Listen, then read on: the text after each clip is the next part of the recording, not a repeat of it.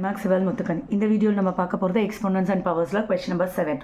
Simplify 25 into t power minus 4 whole divided by 5 power minus 3 into 10 into t power minus 8. So, நமக்கு law of exponents லாம் ஞாபகம் இருக்கான்னு பாருங்க. So, 25 நான் வந்து என்ன சொல்கிறேன் 5 into 5 அதாவது 5 ஸ்கொயர்னு எழுதிடுறேன். 25 நம்ம என்னென்னு எழுதுகிறோம் 5 into 5 which is 5 square. So next t power minus 4 அப்படியே இருக்கட்டும். கீழே 5 பவர் மைனஸ் 3 10 இந்த t பவர் மைனஸ் 8 நான் மேலே கொண்டு போகிறேன். அப்போ அது t பவர் 8 ஆகிடும் ப்ளஸ் 8 ஆகிடும்.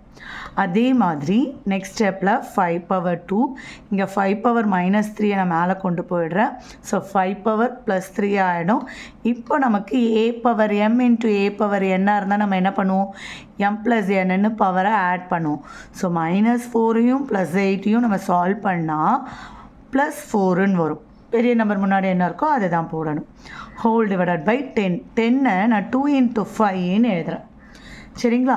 இப்போது இங்கே 5 power 5 t power 4 divided by 2 into 5ன்னு இருக்கும். ஸோ மேலே 5 பவர் 5 இருக்குது, கீழே டிவைடட் பை 5 பவர் 1 இருக்குது. சால்வ் பண்ணால் 5 மைனஸ் 1 4ன்னு ஆகிடும். ஏன்னா a power m divided by a power என்னன்னா என்ன அர்த்தம் பவர் வந்து சப்ராக்ட் பண்ணுவோம். So 5 minus 1 4. ஸோ நெக்ஸ்ட் ஸ்டெப்பில் 5 பவர் 4 t பவர் 4 இது போயிடுச்சு. இதை தான் நம்ம இங்கே கேன்சல் பண்ணிட்டோம். வெறும் 2 இருக்கும். So 5t the whole power 4 divided by 2. இந்த ஸ்டெப்லேயே ஆன்சர் நிறுத்திடலாம். ஏன்னா a power m into b power m power ரெண்டும் சேமாக இருந்தால் நம்ம என்ன எழுதுவோம் ப்ராடக்டாக எழுதிட்டு பவரை மேலே போடிடும்.